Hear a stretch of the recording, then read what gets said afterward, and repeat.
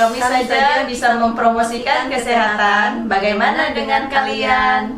Assalamualaikum warahmatullahi wabarakatuh. Jumpa lagi dengan saya Kurniawan Agil di sini. Para pendengar MDB Radio dimanapun Anda berada hari ini, seperti biasa setiap hari Rabu kami dikunjungi dari puskesmas-puskesmas yang ada di Kota Bogor.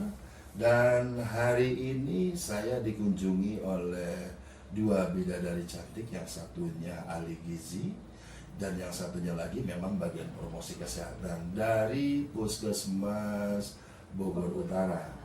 Kayaknya lebih enak kita minta mereka untuk memperkenalkan diri, tapi sebelumnya kita simak lagu berikut ini.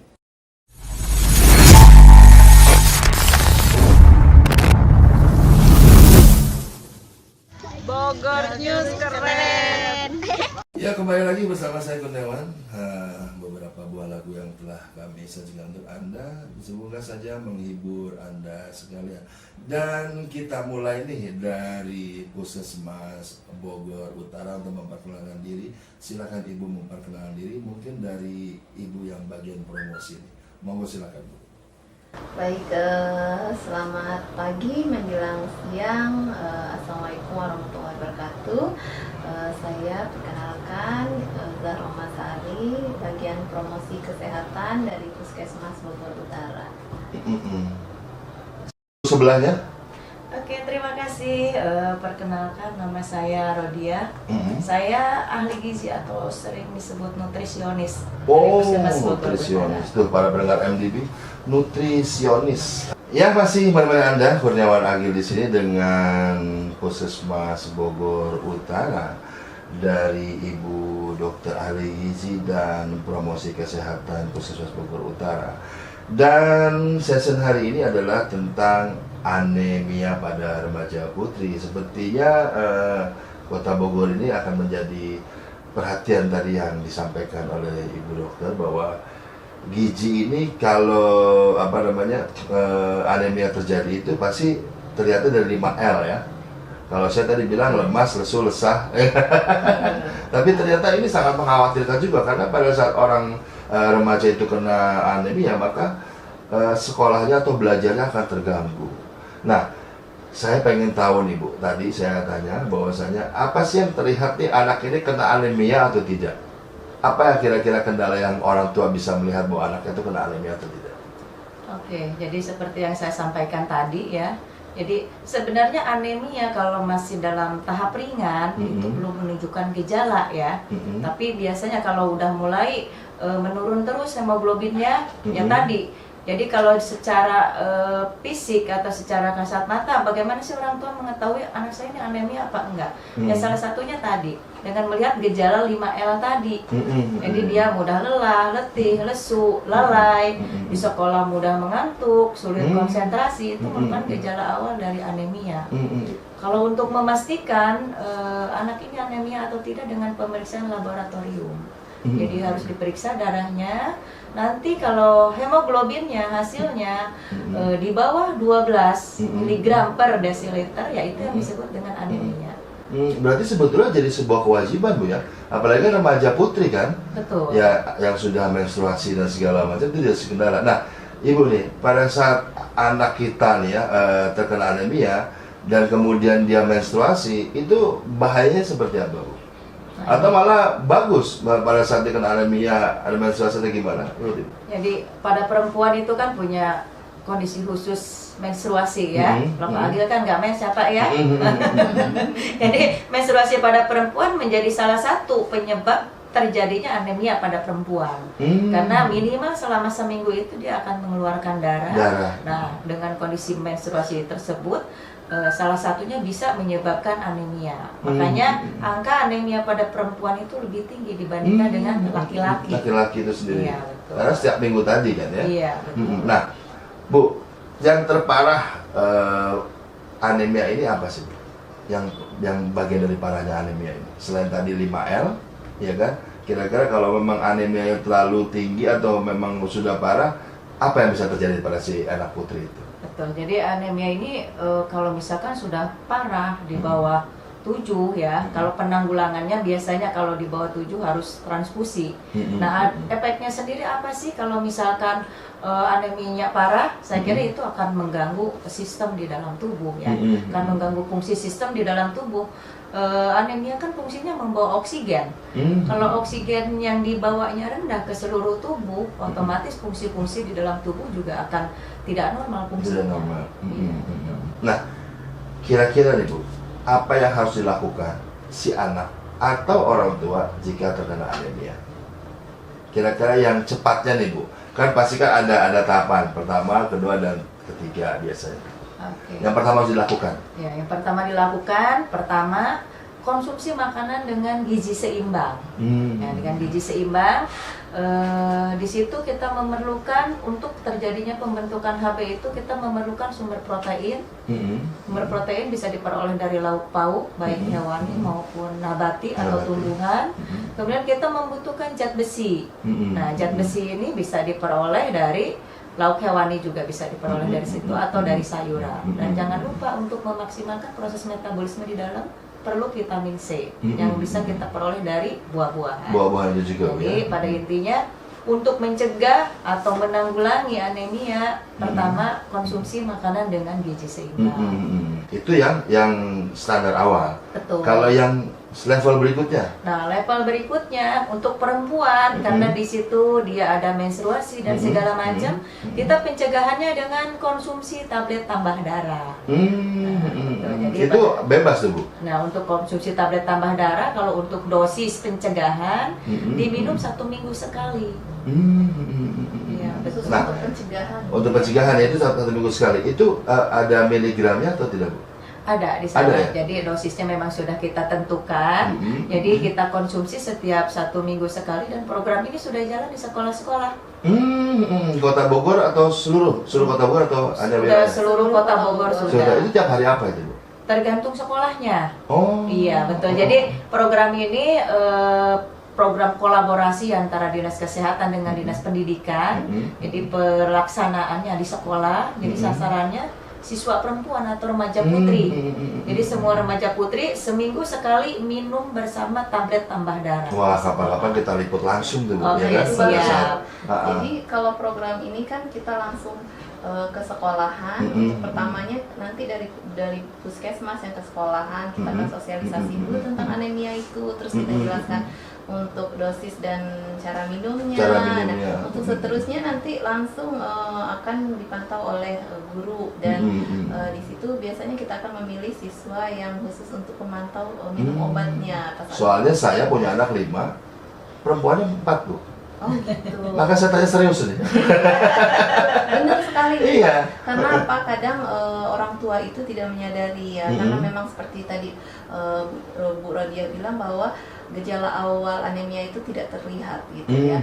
Dan tidak terlihat pun kadang orang tua tidak menyadari. Kenapa kok anak saya malas belajar gitu. Orang tua kadang misalnya istilahnya, ya saya juga sebagai orang tua memarahi anak karena tidak mau belajar. Padahal mungkin saja ketika dia malas tadi kan disebabkan oleh salah satunya karena anaknya anemia sendiri. Iya, betul. Ya kendala tidak kelihatan Bu ya? Iya, betul. Kendala cuma lihat dari keseharian aja, tapi tidak ada yang maksudnya tidak ada yang jelas ya. Apa mungkin putih mukanya atau gimana? Ya, kalau secara fisik biasanya memang pucat ya. Itu yang secara jelas pucat ya. Iya, tapi sekarang kan orang lebih suka pucat-pucatan. Yang gampang, yang sederhana biasanya kita bisa lihat itu di kelopak mata ya, apa namanya, di kelopak mata ya. Ya, jadi kelihatan kalau di kelopak mata itu ketika kita buka matanya itu biasanya kalau yang bagus itu warnanya agak pink ya. Pink ya. Kalau yang di anemia itu agak pucat. Seperti tapi itu tidak menjamin juga ya. Memang yang memastikan kita harus pemeriksaan HB. Ya, para pendengar MDB dimanapun Anda berada, kayaknya semakin seru tentang anemia pada remaja putri. Khususnya kenapa remaja putri? Karena tadi bahwa sudah alam lah ya, bahwa remaja atau wanita itu ada menstruasi setiap sebulan sekali, kecuali yang memang tanda kutip lah ya, perempuan jadi-jadian yang seperti sebanyak sekarang ini. Dan kita akan lanjut berikutnya, mungkin semakin dalam kita akan bertanya tentang permasalahan anemia ini, dan tetap stay tune di MDB Radio. Mau bikin acara apa aja, boleh dah.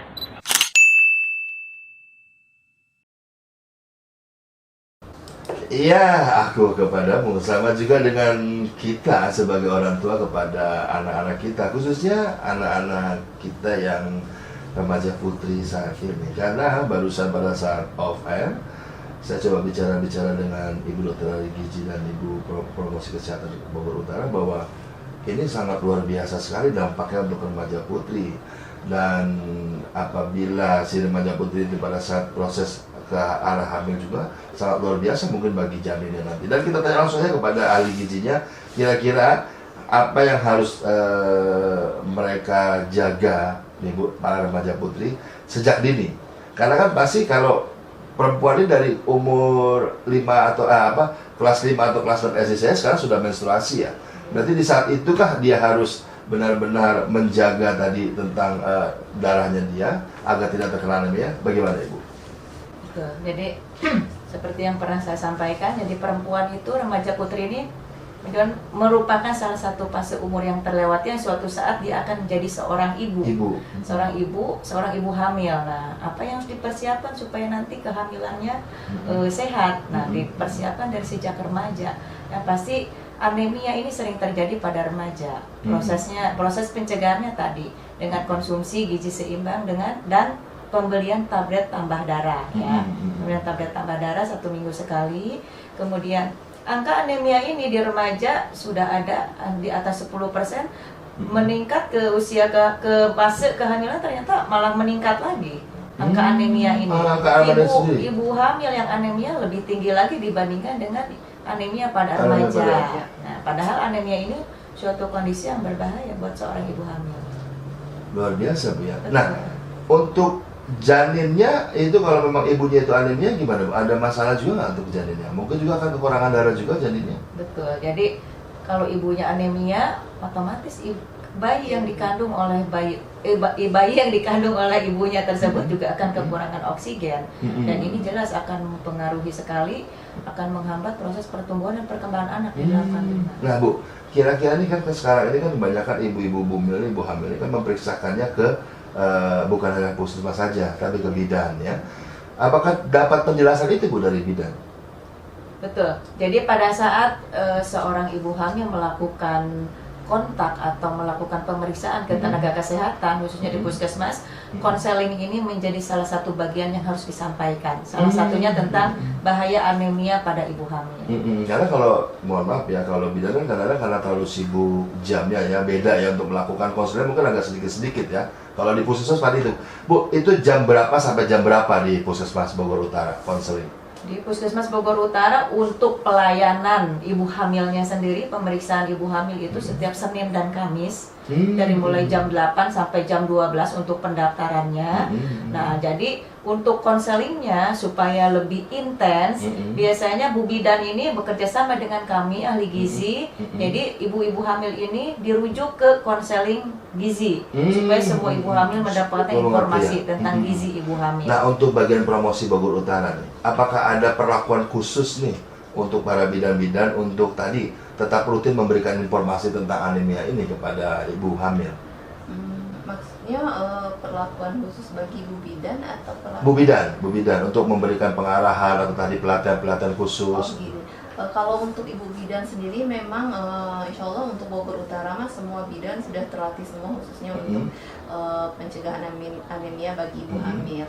Karena kalau kita mah kayaknya untuk semua bidan mungkin ya sudah ditekankan bahwa untuk ibu hamil itu sendiri ketika dia hamil wajib mengkonsumsi tablet tambah darah. Jadi saya rasa dimanapun dan kemanapun pasien atau ibu hamil itu berkunjung, baik itu ke bidan puskesmas Bogor Utara maupun ke bidan swasta, itu pasti sudah menekankan ke ibu hamil itu sendiri untuk mengkonsumsi tablet tambah darah setiap hari selama dia hamil. Nah, sekarang gini Bu, pada saat sudah dilakukan itu, pasti kan otomatis si ibu hamil tadi tahu dong di awal bahwasanya dia anemia dan akan mengganggu pada janinnya. Nah kira-kira nih Bu, untuk si ibu hamil ini apa yang harus dia lakukan? Selain tadi minum obat, ya kan? Entah olahraga, entah mungkin banyak makan apa, kira-kira apa nih Bu? Karena kan biasanya gini Bu, zaman sekarang ya lebih banyak di handphone daripada dia merawat dirinya sendiri. Betul. Seperti itu. Coba menurut Ibu gimana? Iya betul. Jadi pada saat untuk seorang ibu hamil biasanya kita di awal kehamilan di trimester pertama sudah kita lakukan pemeriksaan laboratorium, salah satunya tentang anemia. Jadi seorang ibu hamil yang anemia, hasil pemeriksaan menunjukkan di bawah 11 hasilnya, itu kita rujuk ke konseling gizi. Nah di konseling gizi itu kita sampaikan apa sih yang harus dilakukan nih supaya anemianya tidak berlanjut sehingga tidak memberikan dampak negatif pada anak. Yang pasti yang harus dilakukan, yang pertama kembali lagi makan sesuai dengan pedoman gizi seimbang plus menambah makanan sesuai kebutuhan untuk ibu hamil. Kemudian selama kehamilan akan kita berikan tablet tambah darah minimal 90 tablet selama kehamilan. Oh. Iya betul. Dan itu harus diminum setiap hari. Setiap hari itu sendiri ya? Iya. 90 minimal 90 tablet. Minimal ya. Wow. Jadi Jadi lebih ditekankan juga ke makannya. Biasanya Pak, kebanyakan orang hamil itu dia kebiasaan makannya masih seperti biasa gitu, padahal ketika dia hamil itu makannya harus 2-3 kali lipat dari biasanya ketika dia sebelum hamil. Itulah kadang yang membuat ibu hamil itu HB-nya rendah karena masih mengikuti kebiasaan sebelum tersebut. hamil gitu.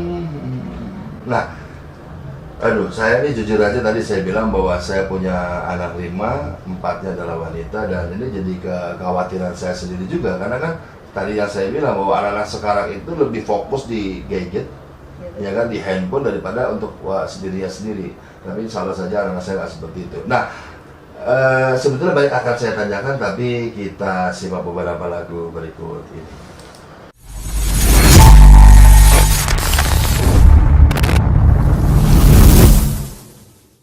Bogor News keren. Ya, masih menemani Anda di Radio MDB, di sini bersama saya Kurniawan Agil dengan Ibu Ahli Gizi dan Ibu Bagian Promosi Kesehatan dari Bogor Utara. Dan semakin seru saja, tapi tanpa disadari sudah hampir atau sudah 1 jam nih kita ngobrol-ngobrol di sini di Radio MDB. Dan barusan ada bisik-bisik bahwa mereka akan lagi ada acara di sekolah lain lagi. Dan insya Allah untuk para pendengar MDB dari dimana ada, besok kami juga akan terjun langsung dengan ibu-ibu dari Puskesmas Bogor Utara ini untuk ke SMP 7 PGRI. Nah, jadi untuk pendengar MDB dari mana Anda berada, Anda juga bisa melihat langsung kami live di SMP 7 PGRI dekat Polresta Bogor. Oke, para pendengar MDB dari mana Anda berada, tuntas sudah acara kita hari ini, dan semoga informasi yang kami berikan bersama dengan Puskesmas Bogor Utara bermanfaat untuk Anda. Tetap jaga kesehatan dan sehat selalu untuk masyarakat Kota Bogor. Assalamualaikum warahmatullahi wabarakatuh. Kami saja bisa mempromosikan kesehatan. Bagaimana dengan kalian?